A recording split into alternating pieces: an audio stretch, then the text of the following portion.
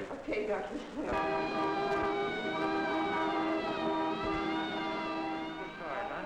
You take 2 or 3 good breaths like she tells me. It is the boy. Why? Oh, the boot.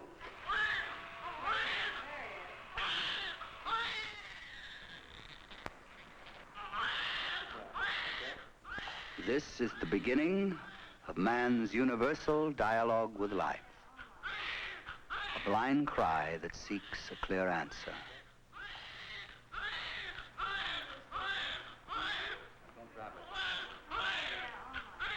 The beginning of the dialogue is constant and universal. The answers, the facts of life, change from age to age.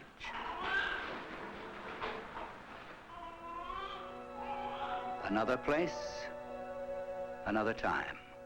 Dialogue. In the United States of America, the city of Chicago, 1931 AD. The questions were the same, but the answers were different. Statistics said lifespan 59 years. 2 to 1, he was born at home. Cost to parents, $50. Cost of medical equipment, $87.50, including the black bag. In his lifetime, a total of $1,700 for health care, mostly out of his own pocket. There was a new idea then, insurance to help pay hospital bills. But practically nobody had it. Only a generation ago, how much has changed within living memory? What was the state of our health in those good old days? Health care, like everything else, didn't cost much. $2 for a house call, $11 for a hospital room. Unfortunately, pneumonia was common and often fatal. Infectious diseases were epidemic. A hospital was where you went to die. And the cost of health care was as dreaded as the disease itself. The growth of the new idea of ensuring health care still belonged to that far-off world of tomorrow they dreamed about in the 30s. Where is yesterday's world of tomorrow? Where is the questioning baby that was born then? Somewhere in the crowd. An adult now, continuing his universal dialogue with life. Our quest for health is a dialogue. A struggle between the power of knowledge and the limitation of life. Question, what is health? Ask our man somewhere in... I don't think there's such a thing as absolute health. It's the old story, we all begin to die as soon as we're born. I think that there has to be a sensation of well-being to be called really healthy. Well, I think that good health is just feeling good. Then, of course, health means so many things to so many ages of people. A body is like an instrument, a very complicated machine. When every organ, every vital part is functioning to its most perfect performance. That is really what I mean by feeling good. It means a good night's rest, a healthy appetite, an energetic spirit, a participation in a very wholesome way with whatever interests you might have. The energetic spirit. We expect more of it in this generation, and with good reason. Yesterday's fatal diseases are almost gone, and a baby born today is 3 times as likely to survive his first year. Typhoid, scarlet fever, diphtheria, only words to our children now. Now consider the other side of the dialogue, the power of knowledge. Question, what does the doctor say? Formerly, we were in the dark about what we should do when a patient was ill. Now, I think it's a very good feeling to know that you're going to get a definite result. We have a lot of preventive medicine, which we never had before. Why, I haven't seen a case. You now have explicit and specific therapies that were not available. Any of the large choice of antibiotics for the patient today. We have so many to dispense today, and they are so effective. So all I can say is, the diseases are as bad as they were, but the treatment is easier. I used to go around with an otoscope and some aspirin. That was about it. Carried it in the black bag when I was practicing pediatrics. You can't possibly do that today. You have to have a vast array of scientific equipment available to you to get all of the data you require to make an adequate diagnosis and control the therapy of a patient. Anything else involved? And what we've seen in the last 30 years has been the explosion of science into medicine. I went to medical school in 1932, and I have seen medicine through one of its great changes. And when in my internship, I remember that I used to spend a good part of my life under a hood giving open drop ether to children because they were working on their mastoid. Life expectancy since the turn of the century has increased about 20 years. This is not due to the fact that the air is cleaner or that people are more careful crossing the street. This is due to the fact that medicine has advanced so rapidly that people who would have died of things even 20 years ago no longer die. We save them. The power of knowledge and the magic of averages. To the individual lost in the blur of the crowd, the security of statistics. I can tell you about the kinds of illnesses that 10,000 people are going to have. What I can tell you is what you're going to have. For the individual, the only way he can protect himself is by joining with 10,000 people, and will not be struck that year with an enormous bill by joining an insurance program. But when the statistic becomes an individual, the desperate, unexpected blow pierces the body's dialogue. What will the response be? Question: how could it happen to me? The question of never knowing what's going to happen to you. You realize that the frailty of your own body, your body is open to anything in the world, really. Any kind of disease, I mean, you can walk along the creek, any kind of accident. I'm normal enough to know that anybody is susceptible, and that is like a washes over me. And then I have to sort of have a little soliloquy with myself and say, well, it's all in the lap of the gods, and you just have to be careful. I don't live in fear of it. I don't live in expectation of it. But I do live with the knowledge that no person and no family is ever inviolate.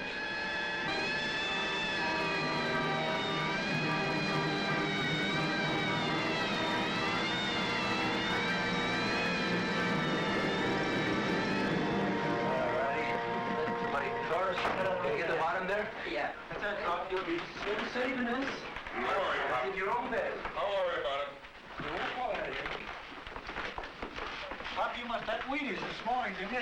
Oh, you take it easy, Pop. I'll fix you up. About an hour.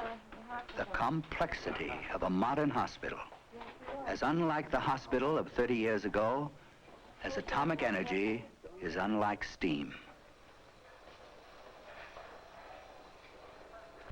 Health science achieving control of the unanswerable terrors of the past. 30 years ago, you went to a hospital to die. Today, you go to a hospital to get well. The whole public attitude has completely changed on this. I'd hesitate to go so far as to say very many people are looking for opportunities to go to a hospital, but certainly they don't enter with the fear and uncertainty to the extent that they did previously. When we were sick, we died. We died at home, and that was the end of it. So when you were ordered into a hospital, why, it was a shock for the whole family. But now I don't think it means anything. A child with congenital heart disease. I've been in the hospital 4 days. Is that all? Are you scared of the hospital? Why? I don't know. Why did you come here? Because my leg hurt and I couldn't walk. Oh, yeah? Mm-hmm. Are you scared of this machine? No. Why? Because it's only a camera. Now the worst part is going to be Question. right now. It's going to give you a little Can a dying heart be saved? Did you ever get bitten by a mosquito? Well, that's what it hurts like, just like a mosquito bite. Not even as bad as a bee. How long is it going to hurt? 10 seconds. Now he's got that little tube I told you got in before. And we're going to bring this over here. Dee Dee, how old are you? 7.5. You go to school now? Mm-hmm. What grade are you in? Second. In the 2nd grade? Do you like it? Mm-hmm. You know, and we're going to start to take those x-ray pictures that we told you about. It Does it look like a Valentine heart? Yeah. You think so, huh? Mm-hmm. Art and wisdom turn to science and skill.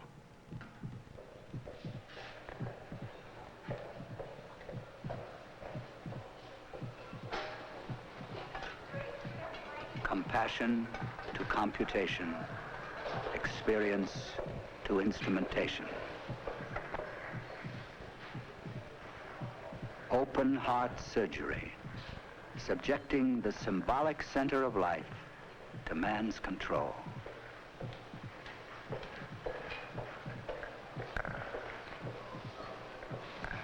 The surgeon now preparing for the ultimate dialogue. Certainly several decades ago, that if you even touched the heart, the patient would die. This was just sort of no man's land. But now, heavens, we put incisions 6 inches long into the heart muscle and really don't think too much about it.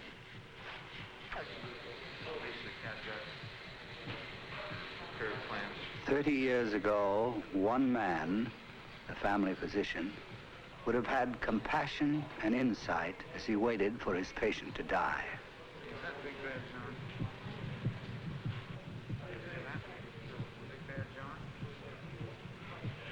Today, instruments and hands and training and research, lacking perhaps in bedside manner, can act and save.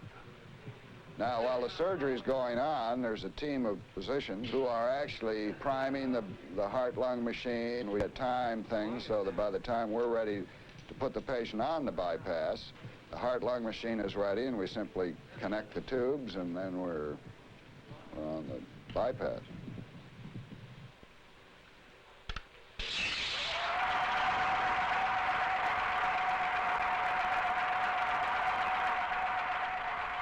In fact, I spend days talking to the family. You have to put the risk down. Here's your child, and the risk of operating on this baby may be 5% or whatever the entity is, and I tell them that. I personally feel very strongly about that.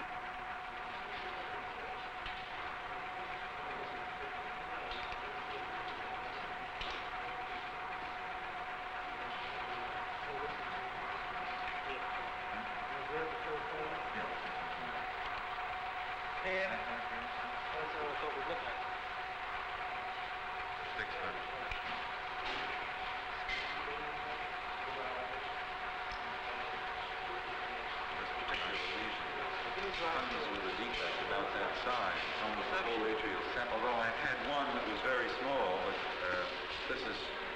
that is most unusual. She was able to estimate how much blood was lost by adding any amount. Our experience here has been that if they get as far as this and have not blocked, they'll do well. There are no late troubles in this lesion.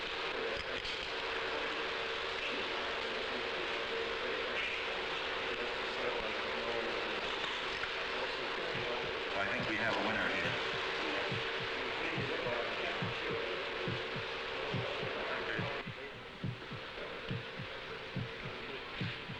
The power of knowledge in a victory over the limitation of life.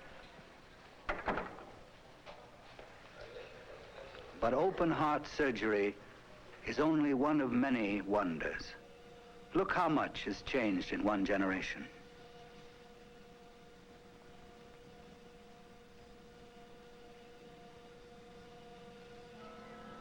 The eye of the beholder sees a strange new technology.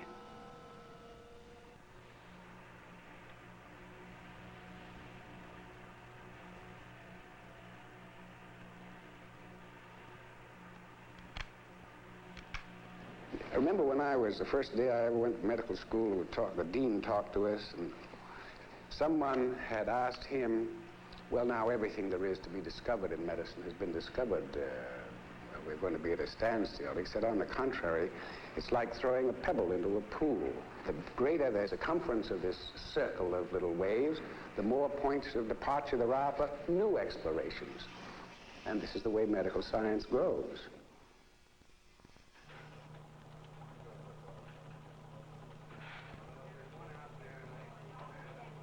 I don't think most of us spend much time thinking about it, but though we never see the patient, we get to know the name and the diagnosis and a little bit about the person involved.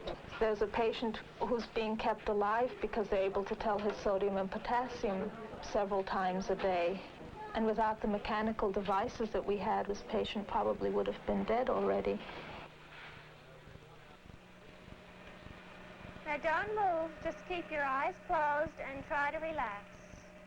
Now I'm going to flash a bright light at you. Keep your eyes closed. And please try not to move. That's good.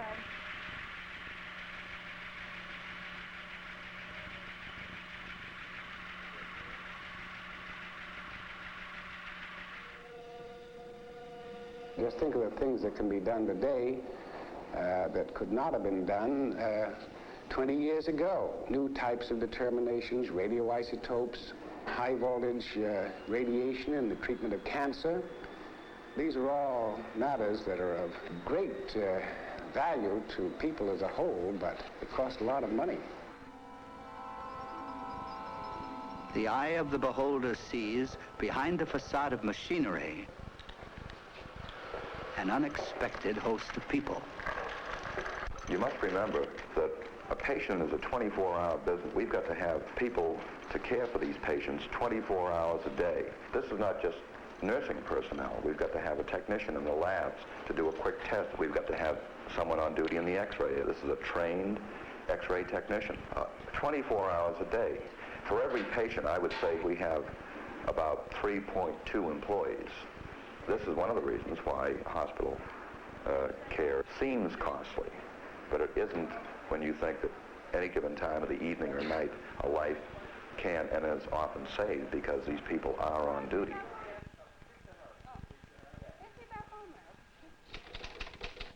Entering this new world of health requires a new kind of dialogue. Were you born in the United States? Yes. And when is your birthday? January 4th. A dialogue that would also have been impossible 30 years ago. Have you any kind of health insurance? Yes, you have. You have your card in your wallet. Voluntary health care insurance, a new human technique for financial protection against the cost of care and loss of income. Individually and in groups, health care insurance enables us today to plan for the unpredictable, spreading the cost among millions of people and over many years, paying for care that could not be bought at any price a generation ago. I don't know what's on the horizon, but I do know that we're talking about plans that some of them that go up to as much as $15,000 or $20,000. Now, this thing wasn't even thought of 15 years ago. That's how far this is going. It's pretty hard to say what's ahead in specific terms. That would cover every type of prescribed medicine, diagnostic procedure, in-hospital care, doctor's service, whatever. Now, this is maybe what's ahead. Well, it can't be done overnight, but I think that's the direction. Strange new language of care. Steroids, isotopes, and current years. Guaranteed renewable, major antibacterial medical agents, health groups and blood groups, personal health and impersonal statistics in a mixture. The future bears even greater promise than the past.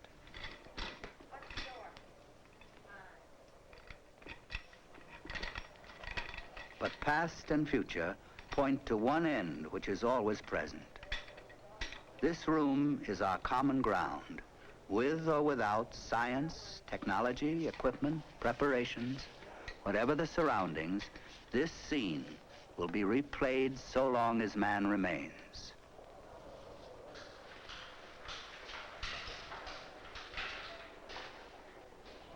Good morning, Joe. Where do we begin today? 99 chances out of 100 in a hospital. The patient and her husband have invested on averages $425 in the next generation. Together they are using not the instruments contained in one black bag, but the entire instrumentation of medical science. Just keep breathing. Keep breathing. There, the head is out now. You just keep breathing. Breathe. Come on, Just there. breathe now. Go. Yeah, breathe. Breathe now, honey. Just breathe the gas. Nice and fast. If it hurts you, breathe faster. Everything's fine. Just breathe, dear. Here it comes. Everything's fine.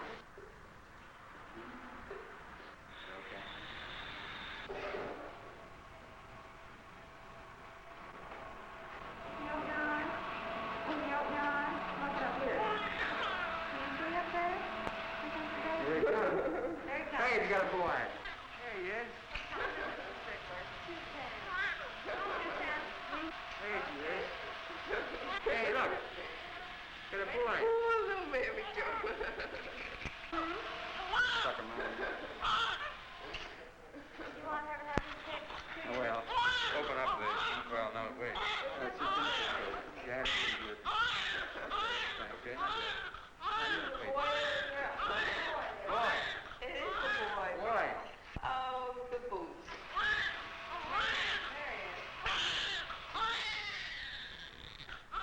Although he will still be faced with the uncertainties of life, things will be very different for our newcomer than they were for the baby born in 1930.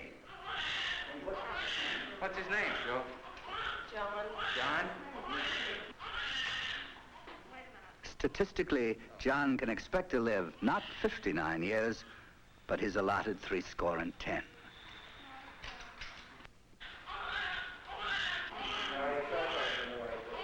you doing now?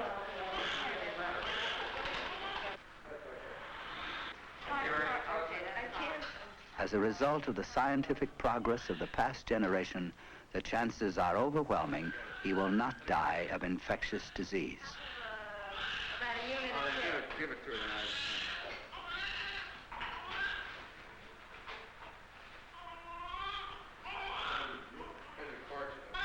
You want to hold the baby? Give her the baby. His face. You're just taking a second. It's all right.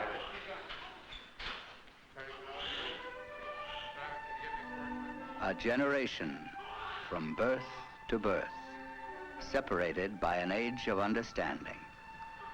Thus far have we come with some justifiable confidence that we are on the right road in our never-ending dialogue with life.